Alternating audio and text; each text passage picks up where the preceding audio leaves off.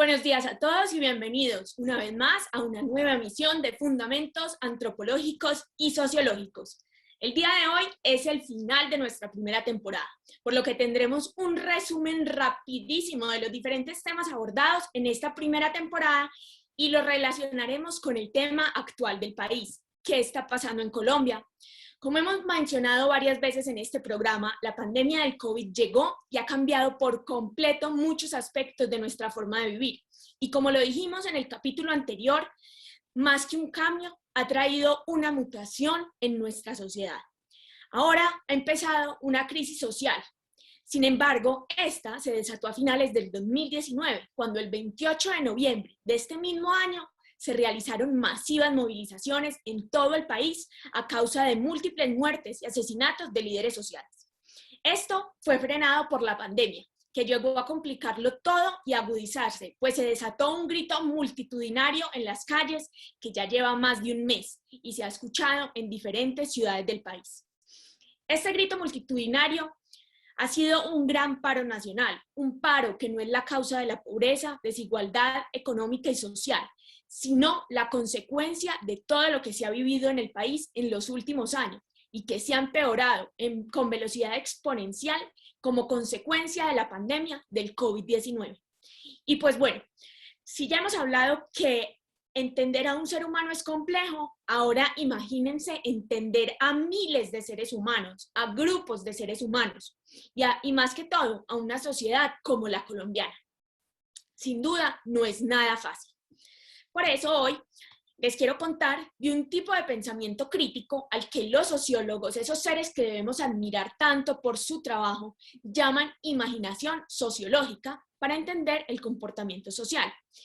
Esta imaginación sociológica es la conciencia de la relación y su sociedad que nos permite a todos, no solo a los sociólogos, sino a todos nosotros, comprender las relaciones con nuestro entorno personal, social, inmediato y el mundo impersonal, social y todo lo que nos rodea. Bueno, y ahora sí comencemos. Para empezar, el día de hoy traemos 3 invitados especiales que les iré presentando a lo largo de nuestro programa, que nos ayudarán un poco a describir, encontrar y comprender algunas características particulares de los colombianos y de nuestro país. Démosle la bienvenida a Alejandra Suárez. Ella nos empezará contando algunas cifras de la pobreza en Colombia. Hola Valentina, claro que sí. Hola a todos. Muchas gracias por la invitación y estoy muy contenta de estar acá. Como nos dice Valentina, les voy a hablar de las cifras tan alarmantes que reporta el Departamento Administrativo Nacional de Estadísticas, que es el DANE, para que tengamos una contextualización de cómo está afectando y cómo está la pobreza en Colombia después de la pandemia. Todos sabemos que la pandemia del COVID-19 afectó fuertemente la actividad económica del país y esto llevó pues a que el gobierno tomara medidas de mitigación como el ingreso solidario. Pero sin embargo, durante el 2020 los indicadores de pobreza monetaria y pobreza extrema subieron demasiado. Según el DANE, durante el 2020 la pobreza monetaria del país llegó a 42.5%, es decir, aumentó 6,8 puntos porcentuales frente al indicador de 2019 que estaba en 35,7%. ¿Qué significa esto? Que 3,6 millones de personas entraron a esta línea de pobreza. Entonces, de esta manera, en total, el país cerró en el 2020 con 21 millones de personas en situación de pobreza. ¿Qué pasa? Mientras que la pobreza extrema, porque pues esto es en pobreza, ahora pobreza extrema, que es mucho peor, y fue mucho más pronunciada, ya que la cifra total de personas fue de 7.000 millones de habitantes, y frente a 4.600 que eran en 2019. O sea, aumentaron en 2.000 millones de personas. Esto es un aumento bastante alto. El aumento en estos indicadores de pobreza se dio principalmente por los resultados de las ciudades, que fueron las zonas más afectadas por las restricciones de movilidad. Y pues, como lo dije anteriormente, aunque el gobierno se vio obligado a subir su deuda para implementar programas como el de ingreso solidario y reforzar el sistema de salud del país para enfrentar el impacto del virus, pues la desigualdad también subió, entonces igualmente el efecto de las ciudades hizo que todo esto sucediera. Bueno, Alejandra, muchísimas gracias por compartirnos estas alarmantes cifras. De verdad es preocupante lo que está pasando en nuestro país y por eso es que lo que está pasando ahora, este paro, no ha sido la causa, sino una consecuencia de todo lo que está pasando. Entonces, bueno, después de haber conocido estas cifras que nos comparte Alejandra, empecemos ahora sí con este análisis sociológico y antropológico. Por lo tanto, tendremos a nuestra invitada María Astrid Ariza, quien es antropóloga y nos contará un poco de la situación actual vista desde una analogía como un juego, un texto y un drama. Bienvenida, María Astrid. Buenos días a los televidentes, a mis compañeros, a Valentina, muchas gracias por permitirnos este espacio para compartir con los televidentes temas tan importantes que nos concierne a todos. Para nadie es un secreto la difícil situación que hoy está viviendo nuestro país. La pandemia del COVID-19 trajo consigo un aumento considerable de inestabilidad en muchos campos. Hoy nos vamos a referir principalmente al incremento exponencial de la situación de pobreza y cómo esta acrecentó la brecha de desigualdad en nuestra sociedad. Lo más importante en la tierra es la vida, porque en la tienda no venden vida. Es por eso que todos tenemos la responsabilidad de preservarla. Nos debemos revisar cada día para entender cómo estamos jugando, actuando, escribiendo o leyendo. No podemos seguir pensando que es el otro el que tiene que hacer algún cambio, somos todos. Y cada uno de nosotros si realmente queremos un mundo distinto. Para entender un poco la temática que mueve nuestra sociedad, lo voy a hacer valiéndome de algunas analogías. La analogía del juego nos permite evidenciar con claridad que hemos sido introducidos en una red interconectada de seres humanos tan complejos. Cuando nacemos, ya el juego ha comenzado. A medida que crecemos, vamos desarrollando estrategias para participar en el juego. Este nos va llevando por caminos que en ocasiones no alcanzamos a comprender, ya que somos guiados por fuerzas interiores. La supervivencia, el placer, el bienestar, nos ha permitido crear reglas como seres sociales. Estas son derechos y deberes. Los individuos lo tenemos claro y es un consenso al que hemos llegado a través de los años. Este consenso es el de preservar la vida de todos los que llegamos al juego sin distinción alguna. Y aquí quiero hacer una pregunta para los televidentes. ¿Por qué siempre que hablamos de juego pensamos en una competencia y no en un disfrute? En la analogía del drama, cuando nacemos ya comenzó la obra. La vida es como un escenario con actores, actrices. Encontramos muchos personajes. Los individuos cargamos conflictos, creencias, hábitos, ideologías. Los rituales están presentes en la vida. La retórica se deja escuchar en todas las conversaciones y es a partir de allí que desarrollamos estrategias para desempeñar el rol o el personaje que le elegimos representar. En esa representación debería ser revisada constantemente para saber si el papel que estamos actuando es acorde a lo que anhelamos como sociedad. En la analogía del texto, la vida puede ser un texto y los individuos podemos ser un capítulo o un volumen. Podemos ser lectores o escritores. Al nacer ya se está escribiendo el texto. Es allí donde nos tenemos que repensar como sociedad. ¿Qué es lo que queremos leer o escribir? Estas maneras nos permiten interpretar o escribir cualquier situación. Aquí la lectura debe ser cómo darle un apoyo idóneo a tantas familias que no cuentan con las necesidades básicas para que su lectura o escritura les permita interpretar que todos necesitamos y que al unirnos como sociedad lograremos una verdadera transformación. Muchas gracias, María Astrid. Es verdaderamente importante estas reflexiones que nos haces y una forma distinta de ver lo que está pasando en nuestro país, porque definitivamente las reglas del juego ahora han cambiado. Ahora las jerarquías cambiaron y las personas ya no se conforman con las reglas que tenían. La pobreza ha hecho eco en todos y por eso es que las personas que están en las calles en este momento, que llevan más de un mes en las calles, están exigiendo un verdadero cambio. Las personas ya no se quieren quedar calladas ante las reglas que ha impuesto el gobierno. Me parece muy interesante lo que veías, que hay que empezar a leer este libro que es el libro de la sociedad colombiana y de la historia de nuestro país de una manera diferente, en el que podamos empezar a escribir unas nuevas páginas. Entonces esperemos que eso sea así.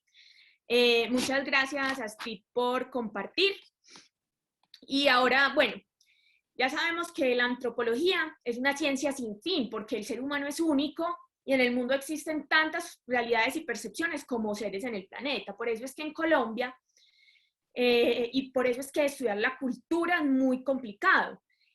Y se podría considerar como un proceso infinito, porque es dinámico y el ser humano cada día está cambiando. Entonces, imagínense en Colombia, donde hay tantas personas y hay tantas realidades, muchas más que de pronto en otros países del mundo, porque Colombia es uno de los países más desiguales del mundo, empezando porque hay más de 7 millones de personas, como nos estaba contando Alejandra ahora, que viven en condición de pobreza extrema, lo que quiere decir que esas personas ni siquiera tienen muchas veces con qué consumir pues, las calorías mínimas que debe consumir un ser humano diario, porque ganan menos de 145.000 pesos al mes. O sea que muchas de ellas ni siquiera tienen buenas condiciones de salud y están en condiciones de desnutrición. Entonces, estas cifras de pobreza que nos comparte Alejandra del DANE nos devuelven casi una década, porque imagínense que por cada persona de la clase alta hay más de 33 personas pobres y vulnerables. Y esto trae, como les he dicho, la consecuencia de tener uno de los niveles más altos de desigualdad en el mundo. Entonces, bueno, aunque ya existen múltiples teorías antropológicas y seguramente vienen en camino muchas más porque irán pasando muchos sucesos que requieren que pensemos al ser humano de una forma diferente. Por eso es que creo que los antropólogos merecen nuestro respeto y admiración porque se dedican a estudiar al ser humano y sus manifestaciones sociales como lo que está pasando ahora en Colombia. Ahora imagínense la misión tan interesante que tienen ellos. Bueno, entonces ahora yendo un poquito más a la teoría, Colombia podría ser un país que vivió por mucho tiempo procesos de endoculturación, porque hubo continuidad de la cultura y de diferentes estilos de vida y de etnocentrismo en el que nos veíamos como el mejor país del mundo o nos vemos muchas veces. Esto se ve sobre todo y está más reflejado en las clases altas, que ellos de generación a generación se van traspasando las mismas formas de pensar y de vivir. Sin embargo, las clases bajas se han hecho un poco de lado con estos procesos de endoculturación porque ellos no deciden quedarse en lo mismo. Y como no lo tienen y no tienen las mismas posibilidades y no tienen oportunidades, deciden buscar cambios, como los que se están viendo y los que quieren lograr a través de estas protestas actuales. Los ricos muchas veces quieren seguir igual, pero los más desfavorecidos exigen cambios estructurales. Muchas pautas son replicadas porque las sucesivas generaciones se ajustan a condiciones similares en la vida social de formas similares. Pero a veces la gente que ha sido endoculturada para comportarse de cierta manera y verse obligada a causa de condiciones que se escapan de su control a comportarse de otras. Entonces imagínense, si en la vida de hoy humana, en la vida social humana, solamente intervinieran la difusión y la endoculturación, lo lógico sería pensar que este país habría pasado años y años y seguiría igual. Y miren que no, en este momento los colombianos están exigiendo un cambio. En el mundo pasan cosas todo el tiempo, incluso de manera fortuita, como lo que llegó a ser la pandemia en nuestras vidas, que ha cambiado, el COVID-19 ha cambiado drásticamente muchos aspectos en tiempos récord prácticamente, incluso no solo en nuestro país, sino en el mundo. Cambios en la infraestructura, la estructura y la superestructura. Entonces, estos incluyen diferentes formas de pensar y de analizar, y por eso es que esto se ha visto agudizado por la pandemia y se ha visto reflejado en las movilizaciones sociales. Entonces, a continuación, le vuelvo a dar la palabra a Alejandra Suárez, que nos contará un poco más de lo que estamos viviendo en nuestro país. Bienvenida, Alejandra. Muchas gracias de nuevo, Valentina. Pues la verdad, si me preguntas qué pienso de la situación que estamos viviendo en el país actualmente, la verdad te puedo decir que como sociedad nos debemos unir. Pues para lograr el bienestar particular, primero debemos lograr un bienestar común. Y además, hace un tiempo leí un autor que me parece súper bueno, que se llama Norbert Elias, donde él plantea que la sociedad en que vivimos nos define a nosotros mismos, y es verdad, es real. Y en la interacción con los otros es de donde podemos obtener mucho crecimiento personal. Si los otros están mal y si todos como sociedad estamos mal, ¿cómo vamos a lograr un crecimiento personal si la sociedad como tal no está bien?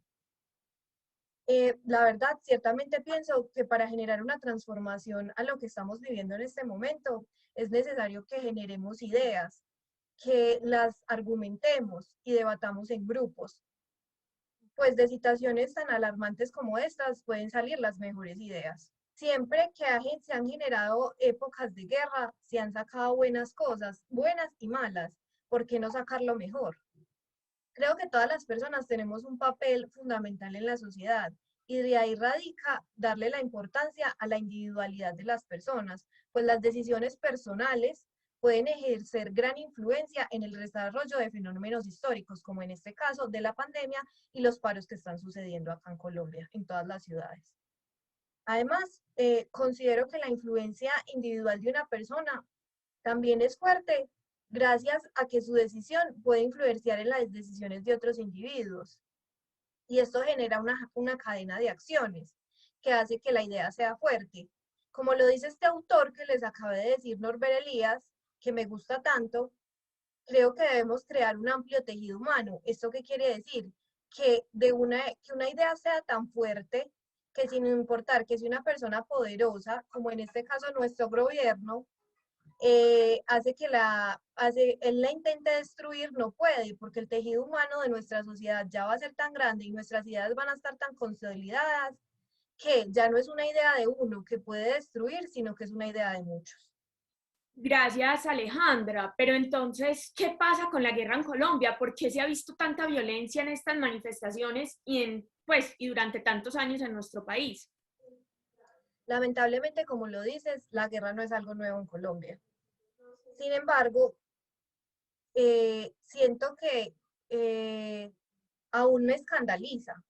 O sea, me escandaliza pensar que nuestra sociedad ve algo normal, el desangramiento.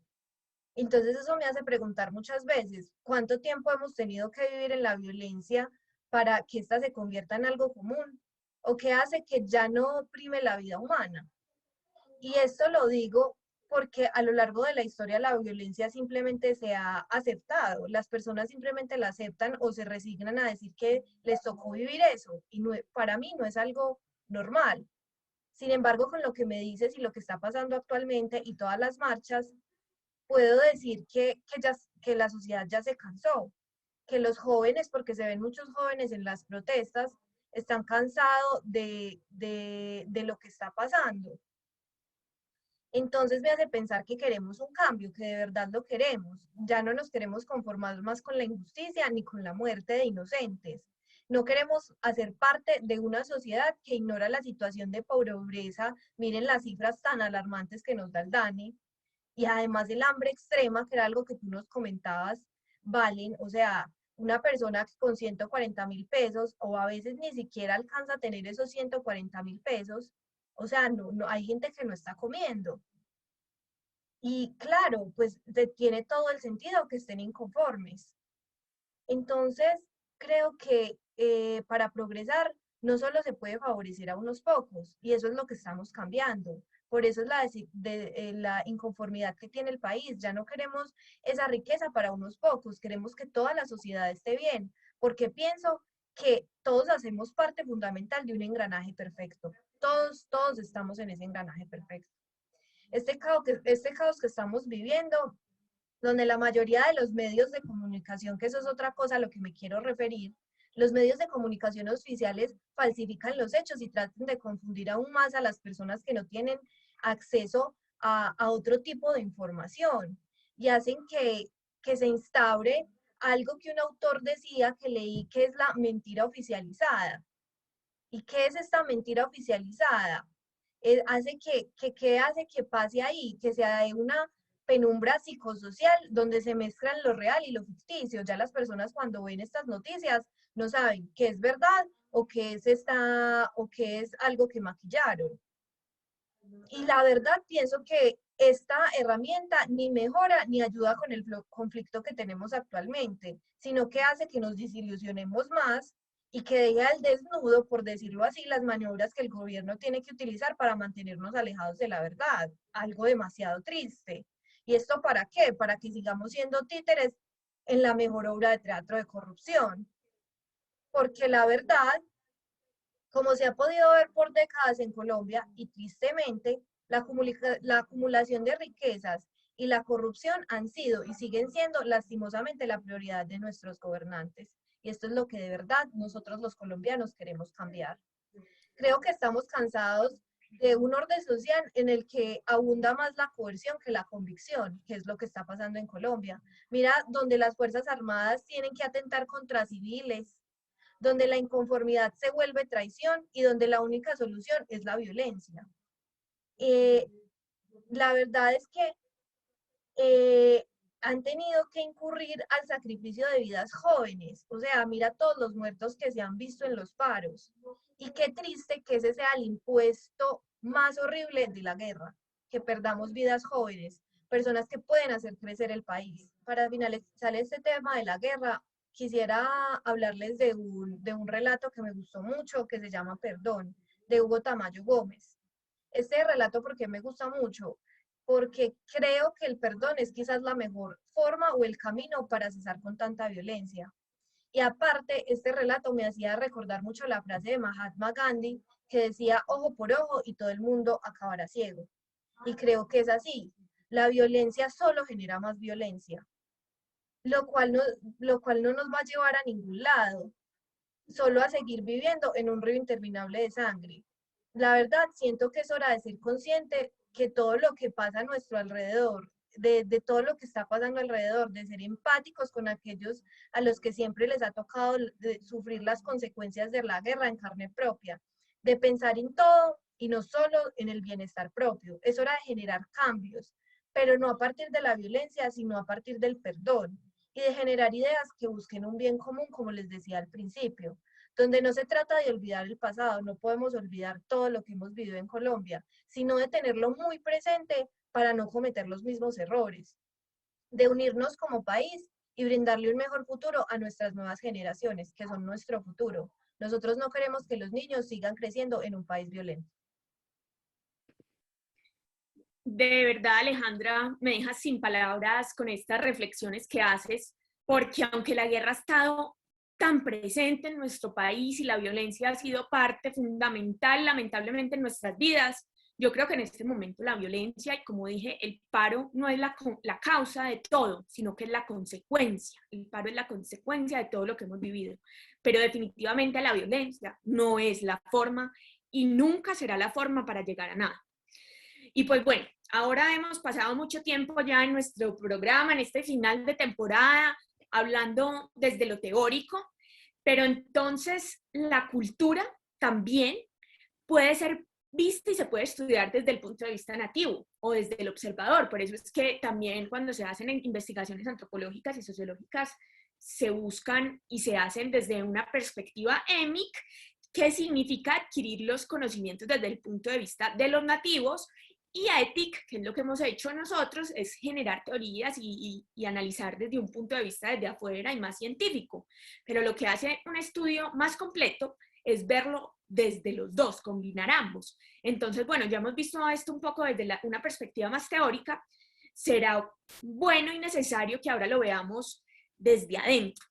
Por eso hoy les tenemos y les quiero presentar a un invitado que nos acompaña desde la ciudad de Cartagena, aguantando por allá calor, y pues quien ha estado presente en las marchas, ha estado presente en las movilizaciones, y pues hoy está desde casa porque ha sido contagiado por el COVID-19, entonces nos contará un poco cómo ha vivido todo esto y cómo ha vivido la situación que enfrenta Cartagena, la ciudad heroica, por la pandemia.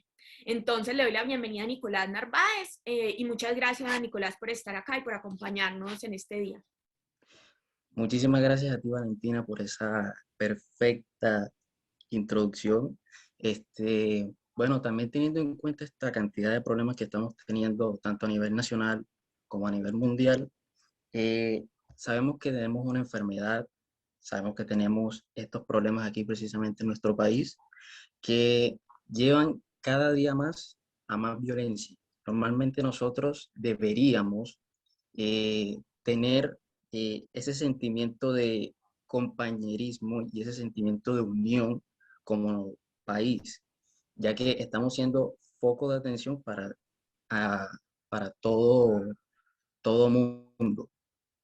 Además de esto, eh, también tenemos un tipo de investigación en el cual nosotros estamos teniendo en cuenta muchos aspectos, tanto de grupos de individuos, ya sea a nivel cultural, ya sea a nivel religioso o a nivel ocupacional.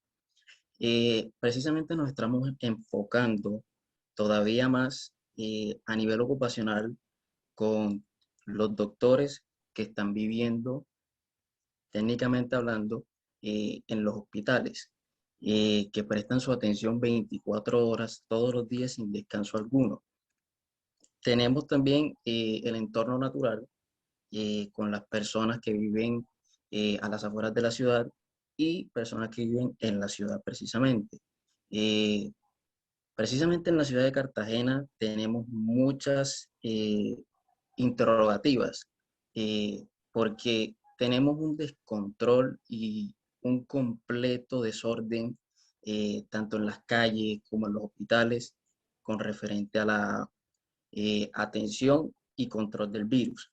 Tenemos muchas cifras inciertas, tenemos un alcalde que la verdad no tiene un control estricto, riguroso referente a este virus que estamos viviendo. Eh, es más que claro que nuestra observación participante que habla acerca de ir a esos puntos y ver con nuestros propios ojos cómo es que se vive todos los días. Y cada día estamos recolectando más hipótesis para así tener argumentos y así presentarlos frente a un congreso que debería estar puesto a escucharnos. Y teniendo en cuenta todo esto, eh, me voy precisamente a un ejemplo claro y bastante contundente personal. Yo actualmente soy paciente de COVID.